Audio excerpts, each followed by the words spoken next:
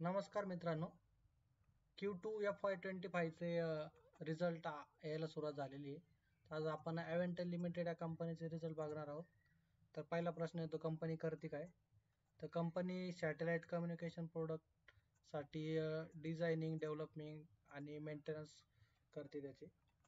अजून company aerospace आणि defence सेक्टरसाठी डिफेन्स इलेक्ट्रॉनिक, रडार सिस्टीम त्याचं डेव्हलपमेंट करते. आणि अजून कंपनी नेटवर्क मॅनेजमेंट आणि सॉफ्टवेअर ॲप्लिकेशनमध्ये पण काम करते.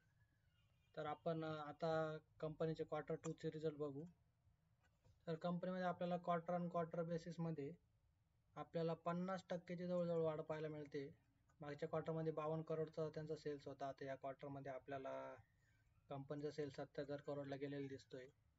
अजून त्याचबरोबर आपण जर कंपनीचं इयर ऑन इयर बेसिस पाहायला गेलो तर मागच्या क्वार्टरमध्ये 54 करोडचा सेल होता. या क्वार्टरमध्ये 77 करोडचा सेल आहे. जवळजवळ म्हणजे तो 42% इयर ऑन इयर ग्रोथ आलेली त्यामध्ये. तर आपण आता ऑपरेटिंग प्रॉफिट बघू कंपनीचं. तर ऑपरेटिंग प्रॉफिट कंपनीचं क्वार्टर ऑन क्वार्टर बेसिसवर 15 करोडपासून आता ते डायरेक्ट 35 करोडला गेलं, म्हणजे 20 करोडचं प्रॉफिट वाढलेलं आहे कंपनीचं.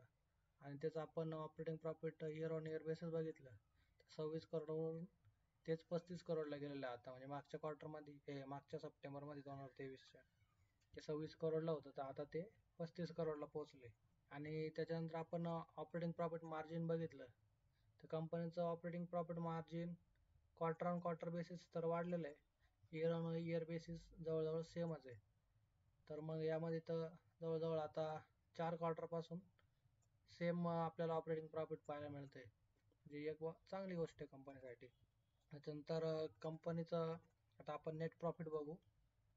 कंपनीचं जर नेट प्रॉफिट पाहायला गेलो आपण तर 8 करोडवरून ते आता 24 करोडला गेलेलं आहे. आणि इयर ऑन इयर बेसिस बघितलं तर नेट प्रॉफिट कंपनीचं 17 करोडवरून 24 करोडला गेलेलं आहे. म्हणजे कंपनीचं नेट प्रॉफिट जवळजवळ आपल्याला 7 करोडने वाढलेलं दिसतंय. आणि कंपनीचा जर EPS बघितला, EPS आपल्याला क्वार्टर ऑन क्वार्टर बेसिस चांगला EPS वाढलेला भेटतोय.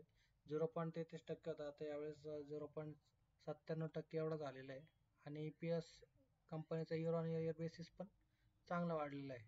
अजून कंपनीकडे आपण जर पाहायला गेलो तर कंपनीकडं चांगल्या ऑर्डर्स पण आहे. कंपनीकडे लार्सन अँड ट्युब्रो कडून सप्लाय ऑफ सॅटकॉम सिस्टीमसाठी कंपनीकडं आपल्याला 44 करोडची ऑर्डर पाहायला मिळते. अजून कंपनीला भारत इलेक्ट्रॉनिक बेलकडून सॅटकॉम इक्विपमेंटच्या सप्लायसाठी ऑर्डर आहे 3 करोडची. अजून आपण बघितलं तर कंपनीकडं न्यू स्पेस इंडिया लिमिटेड करून supply and installation and commissioning of ground segment hub याच्यासाठी 9.39 करोडची ऑर्डर आहे. ते कंपनी ओव्हरऑल चांगला परफॉर्मन्स करते.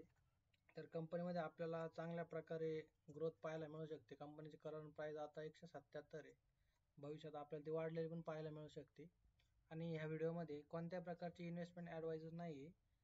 तुम्ही तुमच्या फायनान्शियल ॲडवायझरचा सल्ला घेऊन पुढचा कोणताही निर्णय घेऊ शकता. थँक्यू.